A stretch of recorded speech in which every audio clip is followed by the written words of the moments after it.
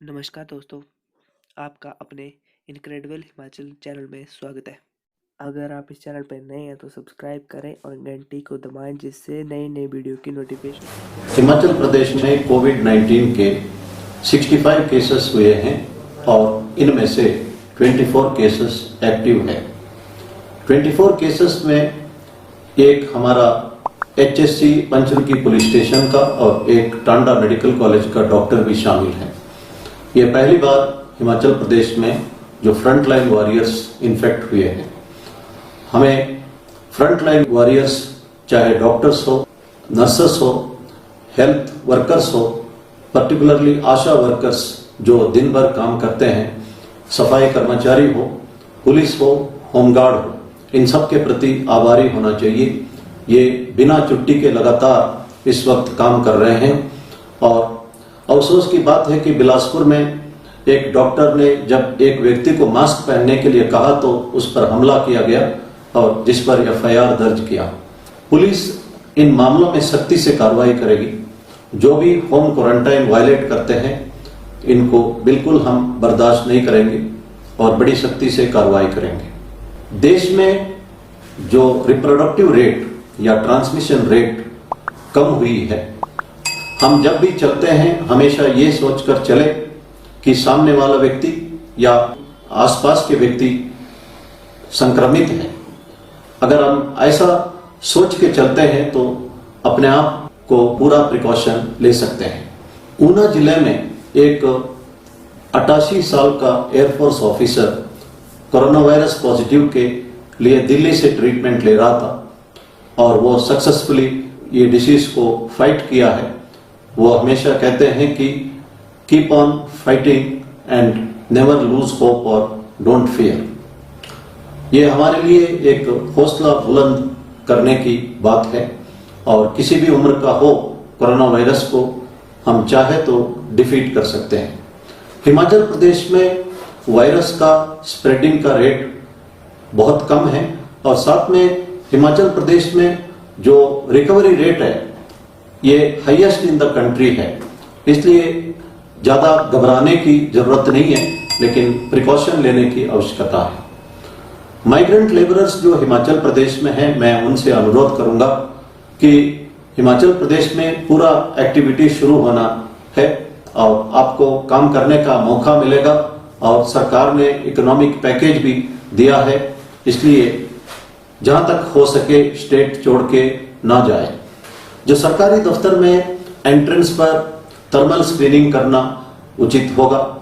सरकारी दफ्तरों को डिसइंफेक्ट करना चाहिए और सरकारी दफ्तरों के अंदर मास्क पहनना चाहिए और सोशल डिस्टेंसिंग बनाए रखना चाहिए। ये सरकारी दफ्तर हो, प्राइवेट दफ्तर हो, सबके लिए लागू है। मीटिंग्स आदि अवॉइड करना चाहिए।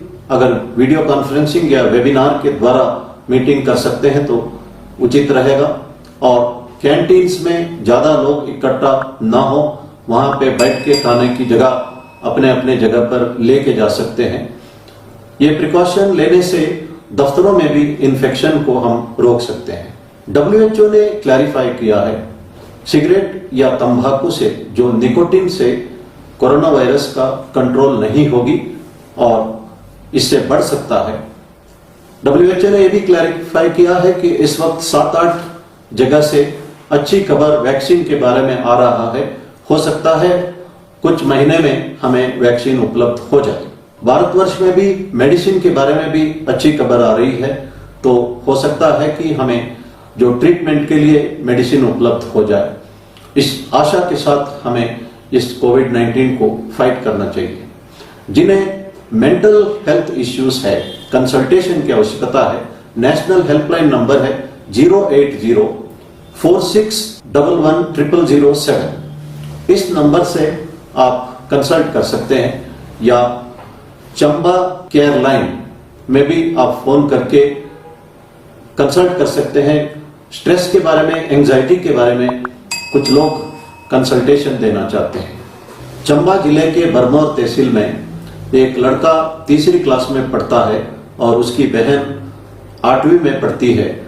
ये दोनों भाई के बर्थडे के दिन CM रिलीफ फंड के लिए पिग्गी बैंक से 2100 रुपया डोनेट किया है।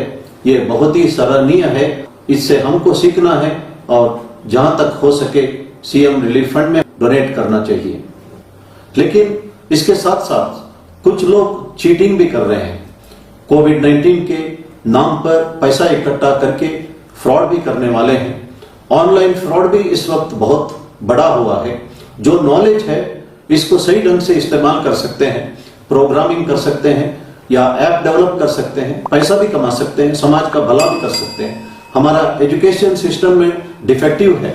जो लोग अपना ज्ञान को अपना फायदे के लिए मिसयूज कर रहे हैं। इसीलिए भगवान साईं बाबा ने कहा कि knowledge is not the power, it is the character which is the power. जो ऑनलाइन फ्रॉडस्टर्स है इनमें से कमी है कैरेक्टर की।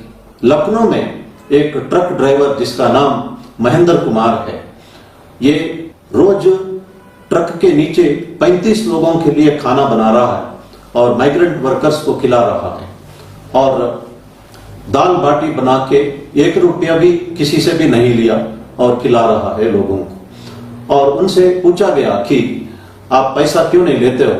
उसका जवाब था कि मेरा अंतरात्मा इस हालात में पैसा लेने के लिए नहीं मान रहा है।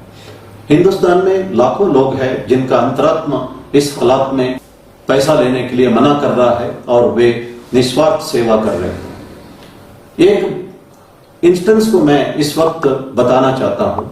तमिलनाडु में कोयम्बतूर डिस्ट्रिक्ट में एक 82 साल की औरत है जिसका नाम कमला था।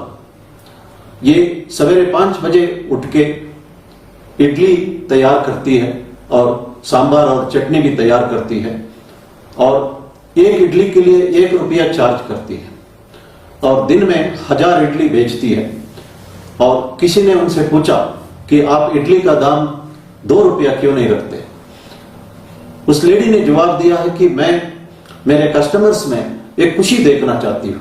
अगर मैं 2 रुपया रखती हूं तो वो खुशी नहीं देख सकती हूं। मुझे तो 200 रुपया का कमाई हो रहा है और मैं इससे संतुष्ट हूं, लेकिन मैं ये भी चाहती हूं कि हो सके तो इडली का दाम 50 पैसा रखना चाहती हूं, लेकिन महंगाई बढ़ी है इसलिए 1 रुपया रखी हूं। कोरोना वायरस के दौरान इस लेडी को सामग्री इकट्ठा करने में दिक्कत हो रही थी। लोगों ने इस लेडी का मदद किया। ये लेडी कभी अपना बुढ़ापे के बारे में भी नहीं सोच रही है और पैसा इकट्ठा करने के बारे में भी नहीं सोच रही है। भगवान साईं बाबा ने कहा, the richest man in the world is one who is content. मैं ये कह सकता हूं कि दुनिया का सबसे अमीर औरत ये लेडी कमलातल है। इस तरह का बहुत सारे एग्जाम्पल्स हमको मिल सकता है। मैंने एक एग्जाम्पल दिया था कि साउथ अफ्रीका के केप टाउन में 2 गैंगस्टर्स आपस में लड़ रहे थे। उन्होंने डिसाइड किया कि कोविड-19 के इस संकट में हम लोगों का मदद करेंगे और दुश्मनी भूल जाएंगे। हमारे स्क्रिप्चर्स पुराण और महाभारत में भी इसका जिक्र है कि ऐसी हालत में दुश्मनों को भी मदद करना चाहिए। मैं महाभारत का एक इंस्टेंस का जिक्र करना चाहता हूं। जब महाभारत वार पूरा हुआ था, युद्ध के उपरांत रुक्मिणी ने भगवान कृष्ण से पूछा कि दानशूर कर्ण को आपने मारने में क्यों मदद की? भगवान कृष्ण जवाब देते हैं कि युद्ध भूमि में अभिमन्यु की मृत्यु हो रहा था। आखिरी क्षण में अभिमन्यु ने कर्ण से पानी मांगा था और वो पानी कर्ण के बगल में गड्ढे में उपलब्ध था, लेकिन फिर भी दुश्मनी की भावना की वजह से कर्ण ने अभिमन्यु को उस हालात में भी पानी नहीं दिया। इसलिए जब कर्ण का रथ का पहिया उसी गड्ढे में फंस गया तो मैं अर्जुन को कहा था कि यह सही वक्त है कर्ण को मारने के लिए, और कर्ण मारा गया। हमारे लिए यह मैसेज महाभारत देता है कि ऐसी हालात में दुश्मनों को भी हमें मदद करना चाहिए।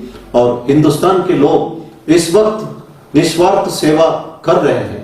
हिंदुस्तान के लोग जो है कभी भी, जैसे प्रधानमंत्री जी ने कहा, ना थकने वाले हैं, ना टूटने वाले हैं, ना हारने वाले हैं।